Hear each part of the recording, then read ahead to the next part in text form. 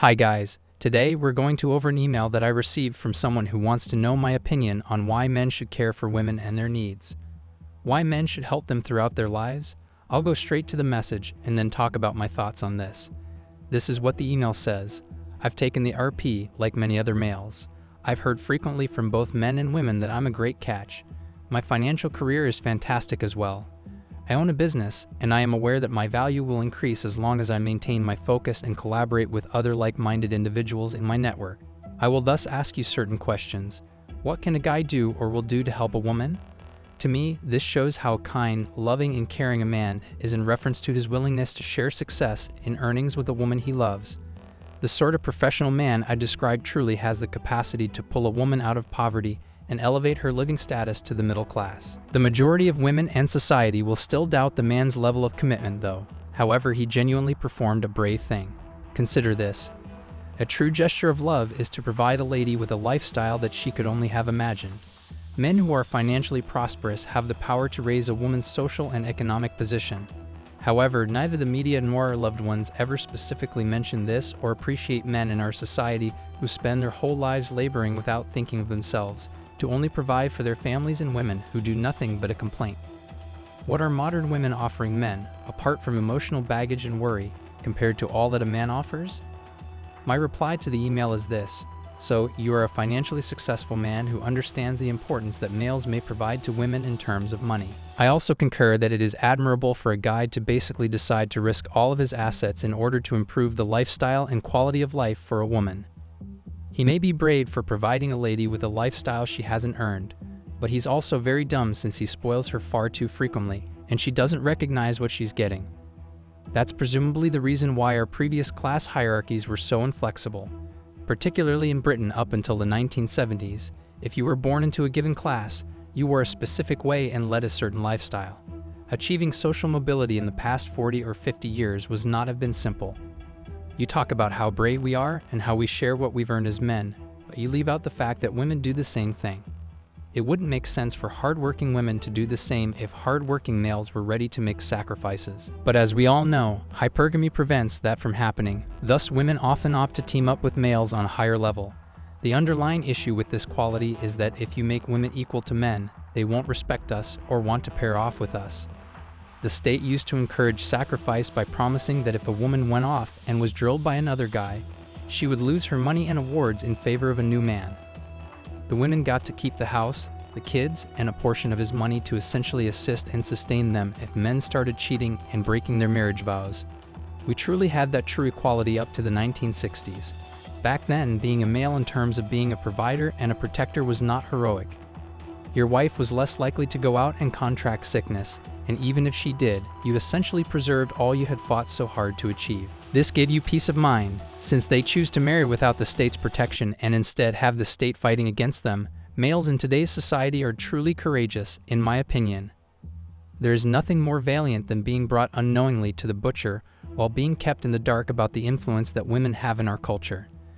I think that once guys take the RP, we become aware of how absurd the system is and decide to stop acting heroically. When that happens, ladies embarrass us into taking a chance, but it's too late since we realize that the risk is no longer worthwhile. Less guys will take the foolish risk as they use technology to empower themselves as men. But that's alright since women are now able to support themselves financially without our help because they are working.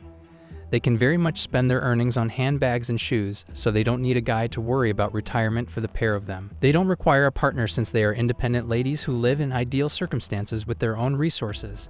Since plastic batteries have mostly replaced men in society today, it is very clear why women still care about males.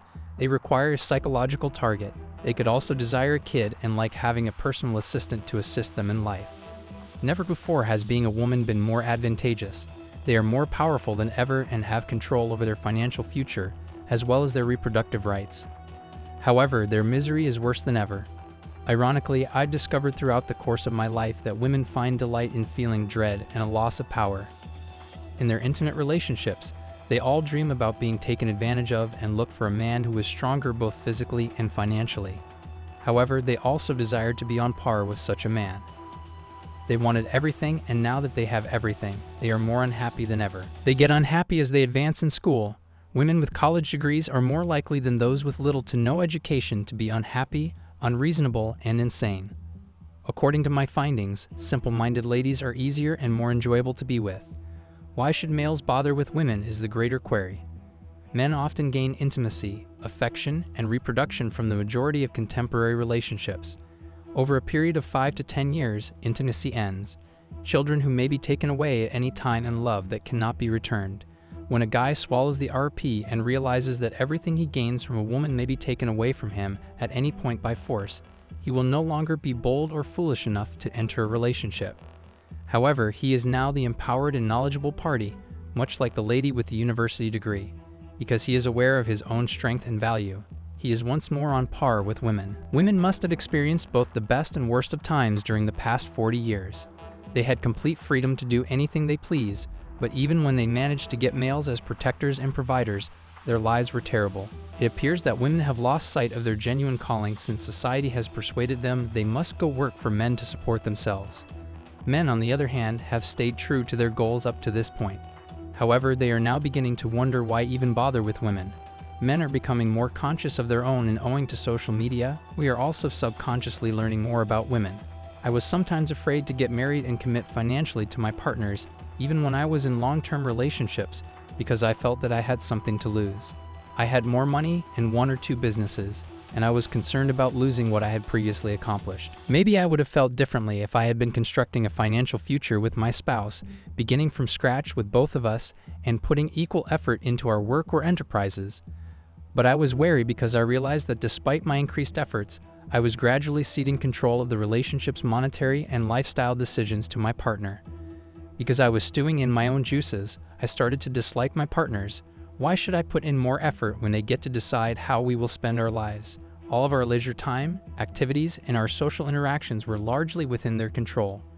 Why would I genuinely assume much more responsibility when I just have a small amount of power? At the beginning of a relationship, the woman frequently wants you to take charge, act like a man, and show her that you can guide and lead her. Once she's basically had it with seeing you do that, she ultimately reclaims control from you. Most guys don't care because they're stupid and in love, but even at the age of 25, I could sense that something wasn't right. I couldn't understand why my partner, who had greatly benefited from all of my decisions up until the last 3 or 4 years of our relationship, would suddenly change into a different person and start demanding certain things. I understand that there is no use in bothering a lady who simply cares about herself without taking my sentiments into account. I can't begin to describe how it feels to love someone for 5 years, then another person for 10, only to find out later that they don't love you in the same manner, if at all. And when you finally realize that you have been suspecting it, he is destroyed. If only someone had told me that when I was a teenager, I may have realized what the heck was going on, and that it wasn't really about me after all. Because people perceive them as the prize, the media, and our loved ones will never confess where it's all about them in life. That is a taboo subject that no one wants to discuss. Why even bother with girls? I'll explain why. Women annoy men because they reduce life's suffering.